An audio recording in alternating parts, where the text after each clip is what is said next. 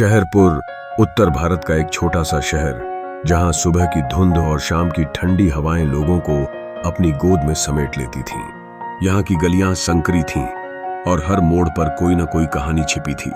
लेकिन एक रात इस शांत शहर की नींद उस समय टूट गई जब एक भयानक हत्या ने सबको हिलाकर रख दिया।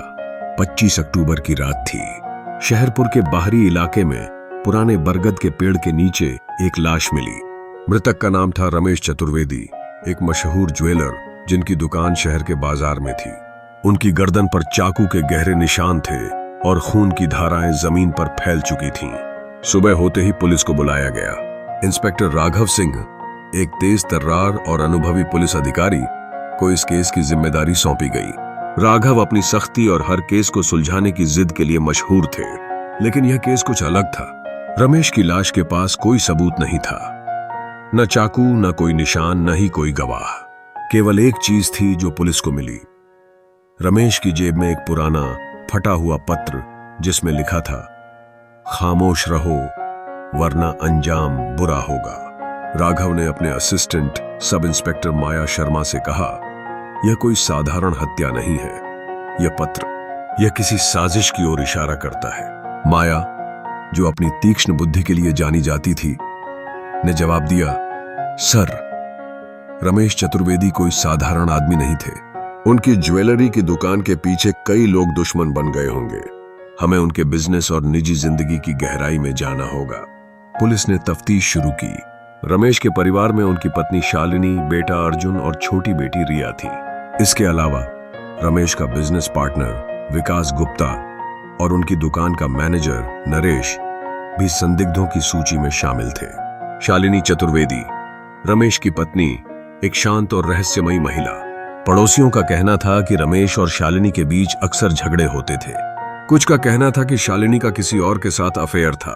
अर्जुन चतुर्वेदी, रमेश का 28 साल का बेटा, जो अपने पिता के बिजनेस में ज्यादा दिलचस्पी नहीं रखता था।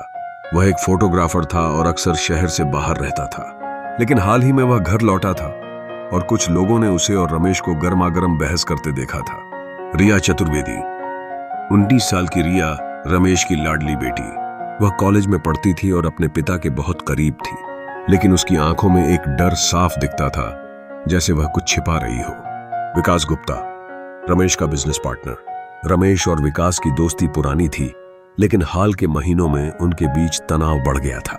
कुछ लोग कहते थे कि विकास ने रमेश को धोखा दिया था। बसुद नरेश, दुकान का मैनेजर, जो रमेश के साथ कई सालों से काम कर रहा था। वह रमेश का वफादार कर्मचारी माना जाता था, लेकिन उसकी आर्थिक स्थिति ठीक नहीं थी। क्या उसने लालच में आकर कुछ गलत किया? राघव और माया ने सबसे पहले शालिनी से पूछताछ शुरू की। शालिनी ने बताया, रमेश पिछले कुछ हफ्तों से बहुत परेशान थे। उन्हें धमकी भरे फोन कॉल्स आ रहे थे। उन्होंने मुझे ज्यादा कुछ नहीं बताया, लेकिन वह रात को देर तक जागते थे। जब राघव ने पूछा कि क्या रमेश ने किसी का नाम लिया था, तो शालिनी ने सिर हिलाकर मना कर दिया, लेकिन उसकी नजरें बार बार दरवाजे की ओर जा रही थीं, जैसे वह किसी के आने से डर रही हो। पुलिस ने रमेश की दुकान की तलाशी ली। वहां उन्हें एक गुप्त तिजोरी मिली, जिसमें कुछ कागजात और एक डायरी थी। डायरी में रमेश ने लिखा था कि उन्हें डर था कि कोई उनके करीब का व्यक्ति उन्हें मारना चाहता है। एक पेज पर लिखा था, वह जानता है, अगर उसने सबको बता दिया तो मेरा सब कुछ खत्म हो जाएगा। लेकिन वह कौन था, यह साफ नहीं था। राघव ने माया से कहा, हमें इस डायरी को और गहराई से पढ़ना होगा, लेकिन पहले हमें यह पता करना है कि रमेश को धमकी कौन दे रहा था। माया ने सुझाव दिया कि वे रमेश के फोन रिकॉर्ड्स चेक करें। फोन रिकॉर्ड्स में एक नंबर बार बार आ रहा था, जो किसी अनजान व्यक्ति का था। जब पुलिस ने उस नंबर को ट्रेस किया, तो पता चला कि वह नंबर विकास गुप्ता के नाम पर रजिस्टर्ड था। विकास से पूछताछ में वह घबरा गया। उसने कहा, हाँ, मैंने रमेश को फोन किया था, लेकिन सिर्फ बिजनेस की बात करने के लिए। हमारा कुछ पैसों का लेन देन बाकी था। लेकिन जब राघव ने दबाव डाला, तो विकास ने कबूल किया कि रमेश और उसके बीच एक बड़ा झगड़ा हुआ था। रमेश को शक था कि विकास ने दुकान के खातों में हेराफेरी की थी। जब पुलिस ने विकास के घर की तलाशी ली, तो उन्हें एक चाकू मिला, जिस पर खून के धब्बे थे। विकास ने दावा किया कि वह चाकू उसका नहीं है और कोई उसे फंसाने की कोशिश कर रहा है, लेकिन फोरेंसिक रिपोर्ट ने पुष्टि की कि चाकू पर मिला खून रमेश का था। विकास को गिरफ्तार कर लिया गया। लेकिन राघव को यकीन था कि कहानी अभी पूरी नहीं हुई थी।